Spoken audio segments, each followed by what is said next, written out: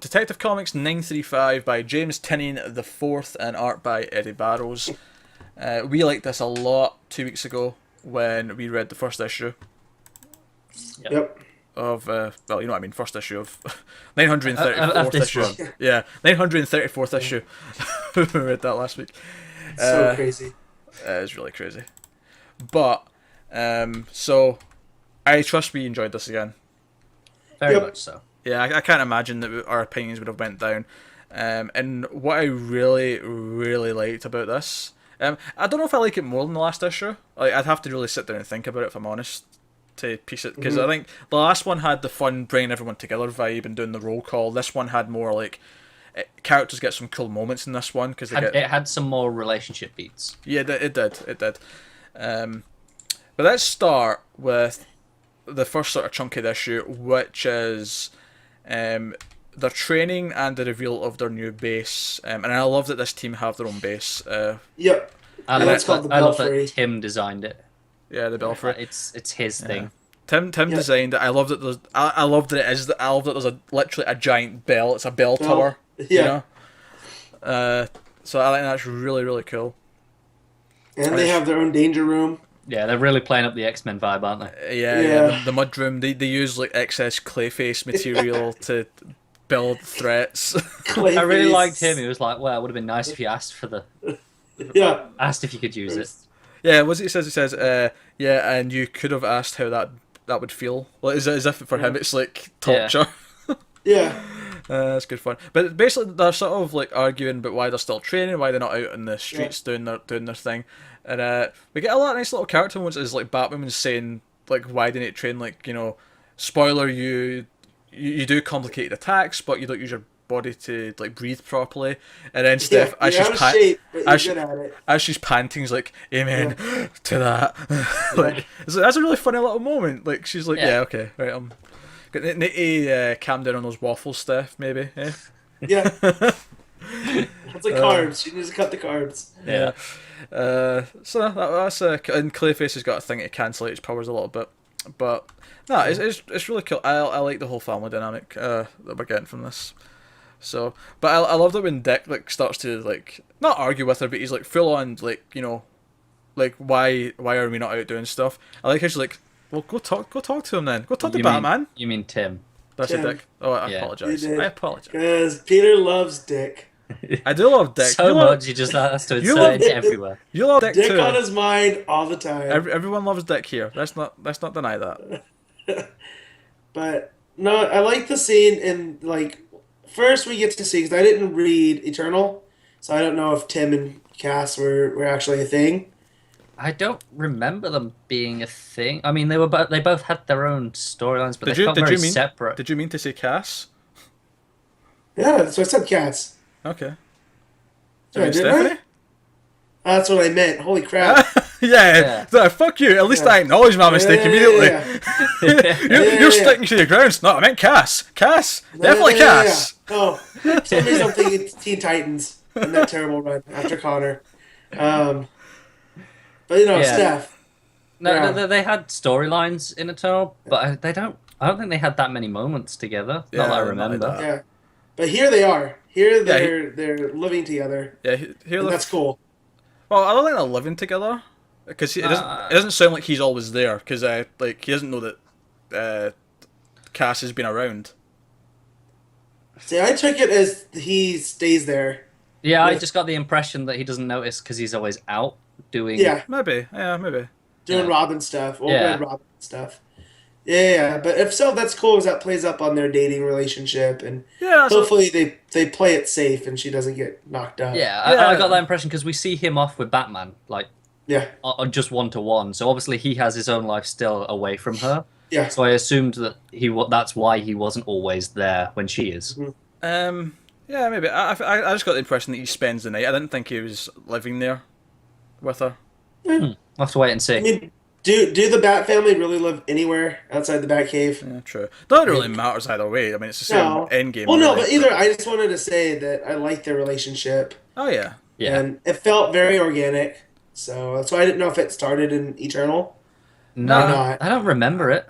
Yeah, this feels like just a nice way of introducing the idea, and I think it helps you connect to it by the fact that they're talking about non-Batman related things.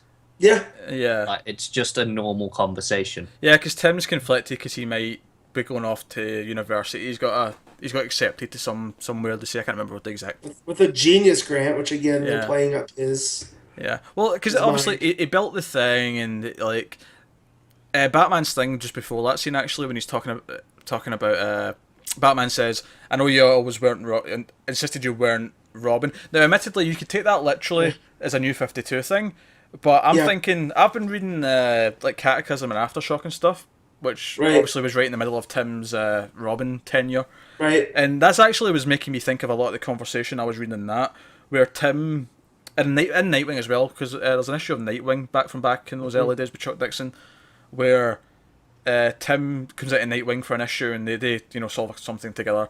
But there's a lot of like talk between them that I found really interesting. And it was Tim saying how, yeah, I mean, you grew into Nightwing, you grew into your own thing. This has kind of become who you are. Whereas he always seen his time as Robin as being like a temporary thing. Well, I think the thing is, right from his introduction, he isn't Robin for him. He's there because he knows that Batman needed a Robin. And that's why he stepped up. So it was never for him. Yeah, so to me that conversation though is like, even though you could take it as being like a New 52 thing, I feel like it's harkening back. Yeah, it's a bit of both, isn't it? That's the character though, that plays that, and that's just Tynion has familiarity with it. Yeah, absolutely.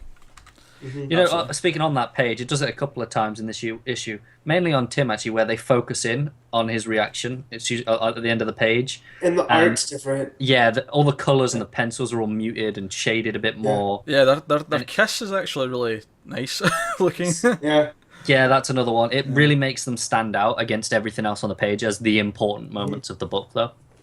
Yeah, because it's almost like Tim's the focal point in this. He's our point of view character. Yeah, it's really interesting. Also, I like the little joke that Cass doesn't like going to her own place. She either comes in and spends the night at Steph's or goes to what's the other place she says she goes Harper's? to? Yeah, Harper's. Yeah. Harper. I like that they're acknowledging Harper's around and that they all know each other. Which is good, because I feel like Harper will probably end up being a part of this book at some point. I think Tynion said she's coming at some point later on. Good. That's good. I like Harper. Because I know we've got a Steph arc next, and then I believe we have a Cass. Cool. And I think Harper might be coming in after that. See, I love that it can be a rotating focus. Like, everyone's always going to be in the arcs, but the focus can... Yeah, the first arc will probably... I imagine it'll shift, because last week was probably Batwoman. Yeah, this is more of a Tim issue. So maybe I'll just go through each one of them in the first arc. Yeah. By the way, I like the small touch that Basil still wants to go for auditions, because he says, "Can I use this device to hold my form?" I think it's important to have things like that, because it's another one of those just lets us remind him that he's not a bad guy. Yeah. And it helps us realize why he's on this team. Yeah. Then we have a quick scene with Kate and her dad about.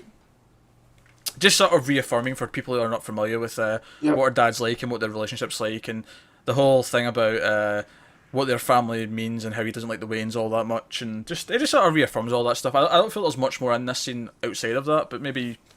No, for me the only thing was I didn't realise that he knew that it was Bruce. Yeah. I couldn't remember that, but I don't know if that was like something he always knew, or if it was like a New 52 edition. Yeah, I don't remember it. But that's the point, though. It makes it clear for us now. We know that now. We know he knows that. So yeah, it's kind of exposition, really, in that sense. But it does it by building Kate. Yeah. So it's fine. Well, I also like what it does with the Kanes versus the Waynes, and how different they are, and that was Martha's his sister. So I had always thought they related down through, but not directly. So. The fact that Martha Wayne was Martha Kane. I think that was established in Gates of Gotham. Okay. Yeah. Gates of Gotham. That was a good little mini, actually. That was right at the end of... Yeah, it kind of bridged between the old stuff and the New 52. Yeah. It was right before New 52 started, because I played with the 4 different families, the Cobblepotts and the... Yeah. What was Hush's family? The Elliots. Yeah, the Elliots, the Cobblepotts, the Kanes and the Waynes. Yeah. The Kanes and the Kanes and the Waynes, but that's the whole thing. She goes from Martha Kane to Martha Wayne, and then one day Ben showed up to bring the pain. I can keep going. It's an easy one to rhyme. Jesus. Shoot him, McGavin. That was a fucking obscure reference, man. Just me. What do you say? I like pieces of shit like you for breakfast. You eat pieces of shit for breakfast? Oh my god. That is a lot more. That is a lot more Adam Sandler referencing than I was expecting at the start of this episode. Yeah, back when Sandler was palpable. Yeah.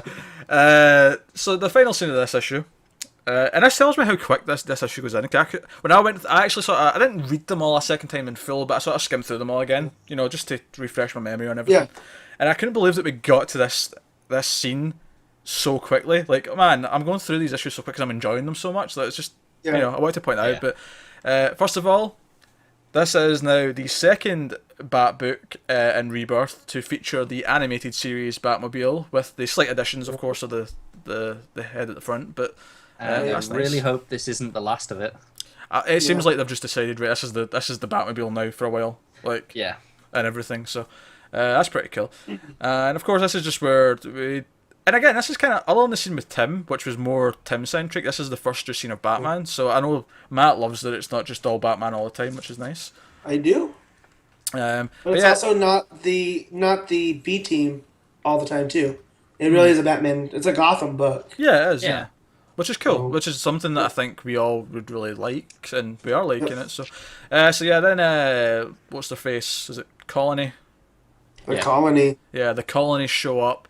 And although that may have been the destruction of the Batmobile there, so maybe we'll get a new one next. Yeah, that's why I was a little bit concerned. Don't the vehicles for the Colony look like tumblers? They do. Yeah, I noticed that too. Which I thought that's a fun little take. Yeah.